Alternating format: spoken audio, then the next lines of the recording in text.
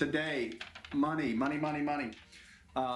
Right when we are picking up, if you're a buyer, you're a seller, you know, a topic that gets brought up a lot and we want to make sure that everyone's clear on is earnest money. You know, what is it? How is it used? How is it protected in a contract?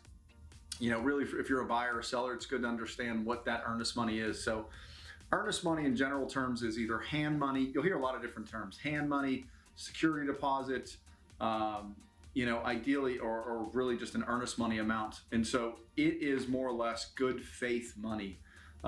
It is a party, a buyer, showing the other side, the seller, that you've got skin in the game, you've got money, you've got good faith into the business or into the purchase, more or less. And so during that transaction, once that money is delivered over, it is being held with a firm like Seaport in their trust account. That money is going to be protected in several ways throughout a contract period.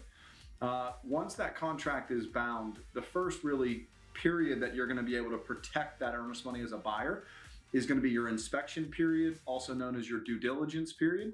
So during that, in our market, it's about 10 to 14 days. So 10 to 14 days from your binding agreement date, the date that all parties come together.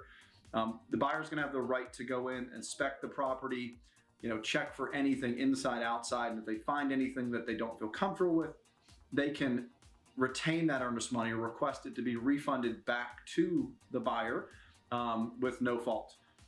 The next part in a contract that your earnest money, good faith money, is going to be protected is your finance contingency period. So what that period is it's in our markets usually 21 to 25 days, and that is also starting from the time of contract. And that is a period when the buyer is going to be able to go out and obtain financing. And for whatever reason, if it's loss of income, loss of job, whatever the case may be, that may not qualify the buyer for that loan, that buyer still can request the earnest money back at no fault and no additional charge. And then really the third and main protection that a buyer has of that earnest money is going to be the appraisal contingency.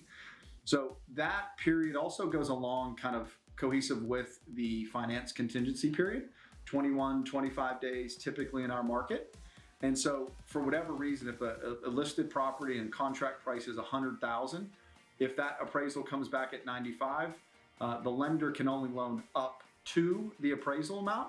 And if they can't make and bridge that gap, the buyer can once again retain that earnest money. So earnest money, good faith money, security deposit, you want to make sure that it's very clear and that you have an agent that's going to protect that money throughout that contract period. So inspection period, finance contingency, and appraisal contingencies are your three main protections of the earnest money deposit. So any questions regarding earnest money, just let us know, but make sure you protect your money in a contract. So we'll see you next time.